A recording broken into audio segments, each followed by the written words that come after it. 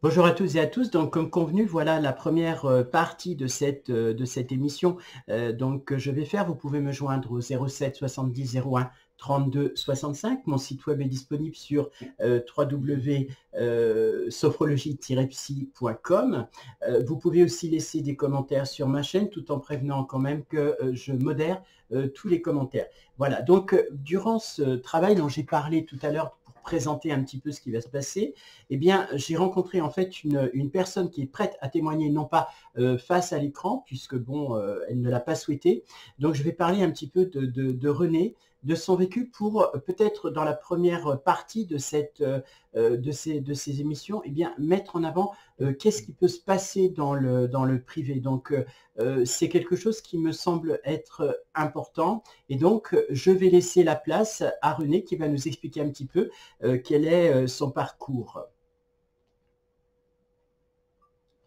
Bonjour René, très heureux que vous ayez accepté donc de témoigner. Alors, j'aimerais vous poser un petit peu déjà la première question. Donc, ça a été relativement compliqué de trouver des personnes prêtes à témoigner. Alors, la première question, c'est est-ce que vous avez été témoin, quand je dis visuel, c'est-à-dire témoin au sein de votre emploi, eh bien, de harcèlement moral au travail, au cours de vos échanges, ou ce que vous avez vu réellement? Bonjour Thierry. Eh bien, écoutez, je travaille dans une banque depuis maintenant plus de pratiquement 30 ans. Et effectivement, au cours de toutes ces années, avec le temps, ça s'est vraiment dégradé, et notamment par une position au niveau de la hiérarchie et bien entendu de la direction générale qui, je pense, a voulu aussi instaurer une certaine pression sur la hiérarchie, ce qui fait que du coup, effectivement, il y a eu une très grosse incidence sur les employés eux-mêmes.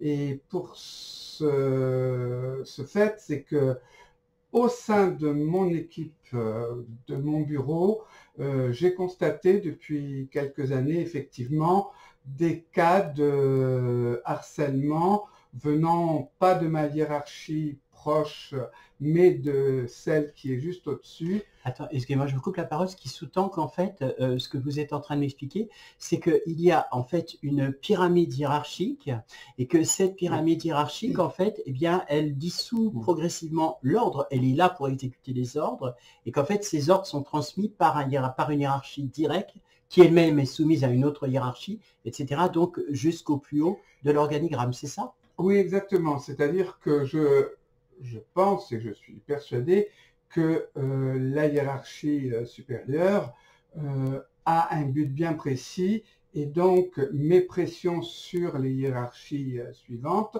de façon à imposer et à faire pression sur ses employés pour obtenir ce que le directeur général veut en finalité. Ce qui fait que effectivement la pression est telle qu'il y a des hiérarchies qui font tout pour que les personnes soient vraiment très très mal à l'aise, et iront même jusqu'à faire des burn-out, ce qui a été le cas pour un de mes collègues.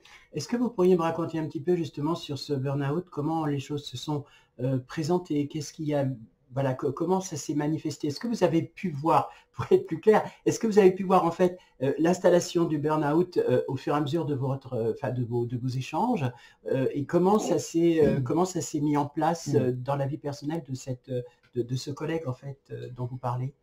Bon, alors il faut dire que ce collègue donc est un employé cadre, mais qui dépend bien sûr de ma supérieure hiérarchique, comme moi. Et on lui a donné bien entendu une mission à faire, avec des objectifs et des points très précis à réaliser. Et ce qui se passait, c'est que au fur et à mesure de l'avancée de son projet, eh bien, ça n'allait pas. Il y avait toujours quelque chose qui clochait. ou alors le rapport n'était pas bon, ou alors les personnes qu'il contactait n'allaient pas non plus. Enfin, il y avait toujours un problème qui faisait que c'était mauvais et que donc il était quasiment pas capable de faire ce qu'il fallait ou ce qu'on lui avait demandé.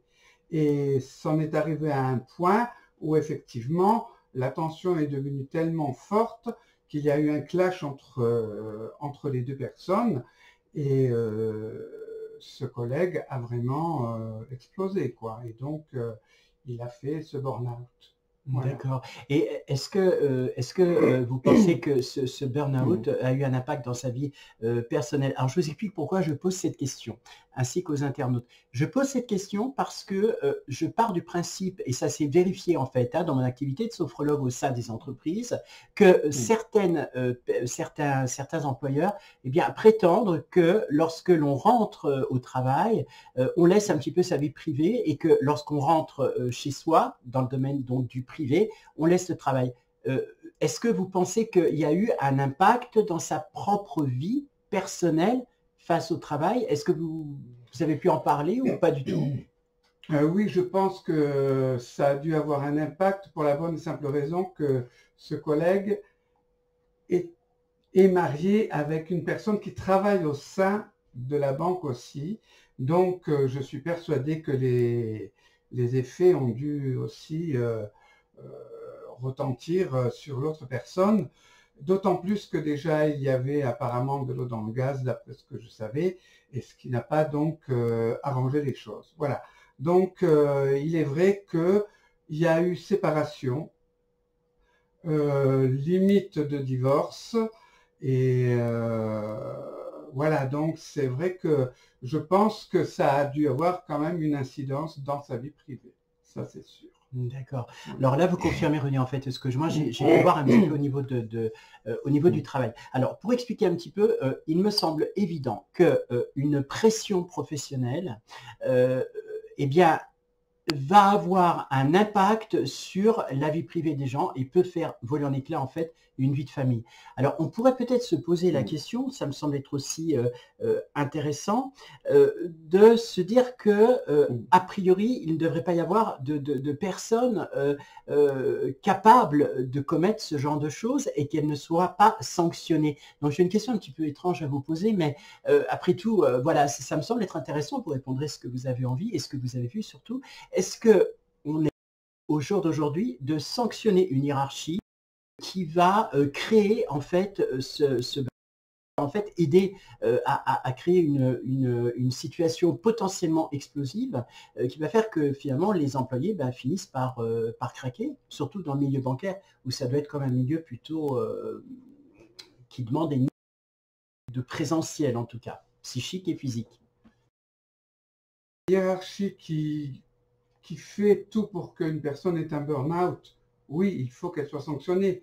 Le seul problème qui se pose, et dans le cas présent, c'est que la personne qui est censée demander donc ses efforts et qui a créé le burn-out est toujours protégée par le hiérarchique supérieur. Ce qui fait qu'elle est couverte, et on remarque aussi que ça s'est senti, qu'il y avait aussi un certain plaisir à le faire. Et ça, c'est dramatique, parce que on se demande finalement si la personne elle-même jouit carrément de cette déjà puissance qu'elle a à avoir main prise sur les employés et de savoir qu'elle est protégée par la personne au-dessus d'elle. Donc, il est vrai que pour qu'elle soit sanctionnée, je pense qu'il faudrait carrément une fusion du service pour que tout le monde puisse se réunir et vraiment porter la personne qui a eu ce burn-out et encourager tout le monde à aller protester et puis aller surtout encore plus haut dans la hiérarchie pour faire part des problèmes qui qu'il y a. Donc en fait, c'est d'une solidarité que vous parlez qui me semble être intéressante. Dans votre entreprise, je suppose qu'il y a un CHSCT. Est-ce que, par exemple, l'intervention d'une psychologue du travail peut être intéressante? Comment ça peut se passer? Et est-ce que, dans ce que vous dites, ce qui me semble bien, donc vous parlez aussi d'un bloc hein, des employés. Donc, est-ce que les employés, comment s'est passé justement, nous sommes en période de crise sanitaire depuis le début de l'année 2020, est-ce que vous avez remarqué des changements au travers le télétravail? Est-ce comment vous vivez, comment vous avez vécu ce télétravail et comment vos collègues, eh bien, du fait de l'absence finalement de cette hiérarchie un peu étrange, ont vécu? Est-ce que vous sentez que les choses se sont améliorées, calmées ou bien au contraire aggravées? Eh bien, disons que bon, depuis le télétravail, par contre, dans la banque où je suis, il favorise vraiment le télétravail au maximum, ce qui fait que peut-être pour des personnes qui se sentaient harcelées moralement, ça leur a permis aussi de mettre un petit peu d'espace par rapport à leur hiérarchie et de pouvoir souffler, si je peux dire, par rapport à ça. Maintenant, au travail même, comme moi j'étais aussi en télétravail, par rapport à certains collègues qui y étaient, j'ai pu constater, par rapport à leur dire, qu'il y avait aussi quand même une vérification de savoir s'ils étaient vraiment connectés ou alors si ils faisaient vraiment bien ce qu'on leur demandait. Voilà. Donc, par mail, et on faisait faire aussi des tests pour voir si ils faisaient bien ce qu'il fallait faire. Voilà. Là, c'est quelque chose qui ressemble plus en fait à un manque de confiance. Est-ce que vous pensez que ce manque de confiance, alors bon, il est bien évident que tout le monde n'a pas la capacité de l'autogestion, on est parfaitement d'accord. Par contre, à partir du moment où un employeur met ses employés en télétravail, donc contraint, là, hein, c'est pas un choix qui a été voté, c'était quand même la crise, enfin c'est la crise sanitaire, mais en même temps, est-ce que vous ne pensez pas aussi qu'il y a un système finalement qui peut être un système propice à une augmentation de la surveillance par l'intermédiaire d'Internet et du travail, parce que les personnes, en tout cas, parce que moi je vous ai rencontré vous René, mais il y a d'autres personnes que j'ai rencontrées qui m'ont bien expliqué que elles, le télétravail, c'était quelque chose d'extrêmement complexe dans de faire, puisque ils devaient prouver finalement leur capacité à travailler. Voilà. Alors, la question que je voulais vous poser, qui me semble un petit peu aussi aller de pair, est-ce que cette activité de télétravail est une activité où vous avez travaillé plus calmement? Au contraire, est-ce que vous avez eu des amplitudes horaires larges ou alors identiques? Est-ce que les échanges entre chacun d'entre vous ont été corrects? Est-ce que vous pourriez un petit peu m'expliquer? Alors, je peux dire que pour avoir pratiqué pour la première fois le télétravail, je trouve qu'on travaille plus qu'au travail, qu'à son bureau. Et alors, est-ce que ça c'est dû par rapport au travail que je fais? Mais je me suis rendu compte que je travaillais plus en télétravail, je faisais plus d'heures que au bureau. Donc voilà. Après, moi je pense que la hiérarchie pour le télétravail, ça a été aussi peut-être un moyen de pouvoir surveiller les personnes qu'elle souhaitait voir partir, et donc de faire une surveillance plus accrue par le biais du télétravail, en vérifiant si vraiment elle faisait bien ce qu'il fallait. Voilà. D'accord, donc c'est une forme en fait de surveillance. Mais dans ce que vous dites, j'entends aussi l'idée peut-être de trouver un prétexte pour renvoyer des personnes qui n'étaient pas à la hauteur du travail attendu, c'est oui, ça? Exactement. D'accord, d'accord. Alors, vous m'avez parlé aussi de votre supérieur hiérarchique direct et qui a une méthode de gestion qui est absolument extraordinaire, en tout cas très novatrice, qui m'a beaucoup rappelé dans votre témoignage un petit peu de celle qui se qui va en fait au nord de l'Europe, hein, dans l'Europe du Nord. Est-ce que vous pourriez m'expliquer en quelques mots comment est-ce que cette personne vous a managé? Parce que vous disiez qu'elle créait des liens, qu'elle essayait de... Oui, ma manager directe qui est une femme. Alors pour information, les managers hiérarchiques au-dessus sont également des femmes. D'accord. Donc il y a ma manager directe, il y a 2 autres managers au-dessus qui sont des femmes, et après il y a donc quant à ma manager directe, effectivement, c'est une femme qui vient donc d'un dans mon service depuis 2 ans à peu près maintenant.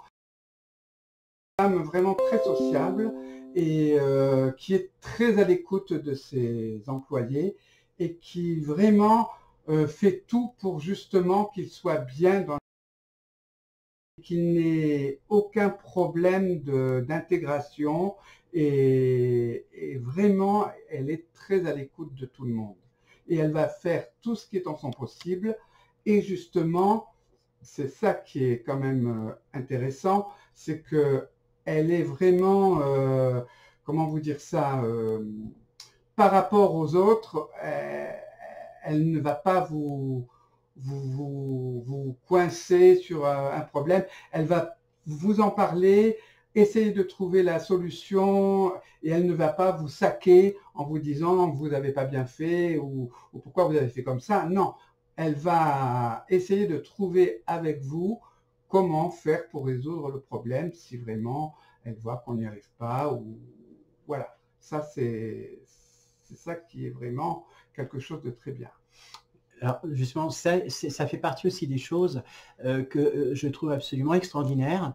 J'y reviendrai au cours d'une prochaine émission, peut-être pour faire aussi l'antithèse de ce que vous dites, parce que je pense qu'aujourd'hui, la problématique dans le cadre du travail, du fait de ce que vous venez de m'expliquer, si on prend d'un point de vue purement sexué, c'est-à-dire homme-femme, il y a une compétition réelle dans le monde du travail, c'est-à-dire qu'on n'est pas sorti encore de l'égalité homme-femme. Je pense qu'effectivement, les femmes doivent faire beaucoup plus d'efforts et beaucoup plus avoir beaucoup plus d'emprise et de poids pour arriver en fait à être l'égal des hommes.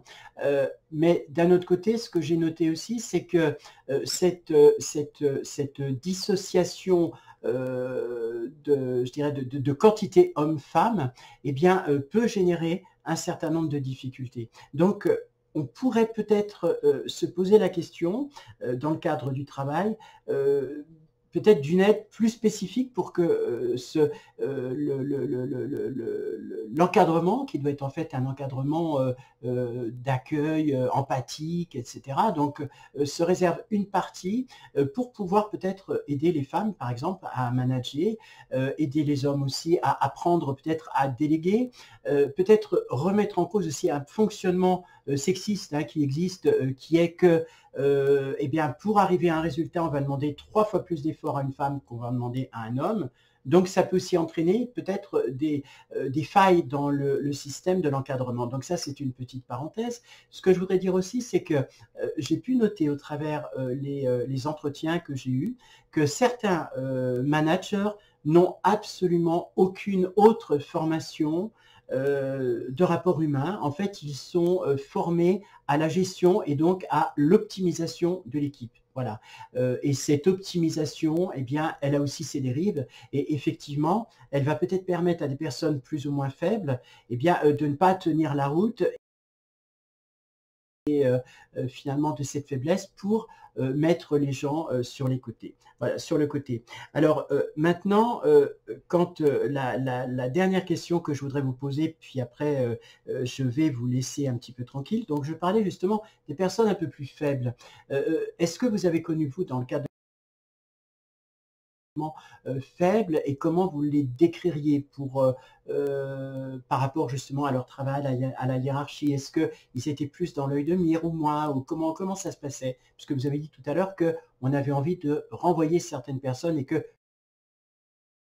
travail de les surveiller davantage pour voir qu'ils n'étaient peut-être pas capables et donc leur donner un prétexte au renvoi. Alors par rapport aux personnes faibles ou disons, je dirais plutôt effacées, c'est toujours le même problème par rapport à la hiérarchie, c'est-à-dire que ma chef directe va, du moment que cette personne est sous son aile, va tout faire pour, au contraire, de prendre confiance en elle, et donc de l'aider au maximum qu'elle peut. À l'inverse de la hiérarchie supérieure, qui, elle, effectivement, va demander des comptes réguliers à ma chef directe, savoir qu'est-ce qu'elle fait, pourquoi elle est comme ça, et que s'il n'y a pas d'amélioration, eh ben, c'est pas la peine de la garder et il faut carrément la virer. Hein. C'est toujours pareil, c'est du rendement avant tout. Hein. On voit bien que on nous en demande de plus en plus tous les jours, avec de moins en moins de moyens et d'effectifs. Ça, c'est un constat régulier qu'on voit tout au long de notre carrière. Ça, c'est un constat que j'ai toujours fait et malheureusement qui, je pense, continue et continuera. On en veut toujours plus avec toujours moins. Voilà. Et ça, c'est un petit peu dramatique, ce qui fait que du coup, effectivement, on ne va essayer de garder que des personnes combattantes et qui en demandent. Donc, on va vite faire une sélection parce que les personnes qui veulent y arriver, on les voit tout de suite. Hein, dans un groupe, on voit tout de suite les personnes qui sont là et qui veulent tout de suite arriver au sommet. Voilà. Donc, c'est comme ça, quoi. Voilà. Très bien. Bon, ben écoutez, en tout cas, René, merci pour votre témoignage. Moi, je voulais dire aussi aux internautes que j'attends vraiment avec une grande impatience vos témoignages. Ça m'intéresserait aussi peut-être de rencontrer donc là, c'est une invitation, de pouvoir rentrer en contact avec des personnes de profession libérale, notamment des personnels dans le soin, et plus particulièrement de l'AP-HP, donc les hôpitaux, l'assistance publique des hôpitaux de Paris, parce que je vais traiter aussi dans de prochaines émissions des difficultés dans la fonction publique territoriale de la ville de Paris. Voilà. Donc, merci pour m'avoir écouté. Merci encore une fois à vous, René. Merci. Et je remercie aussi les internautes de réagir face à cette émission. Et voilà, merci, à très très bientôt. Au revoir.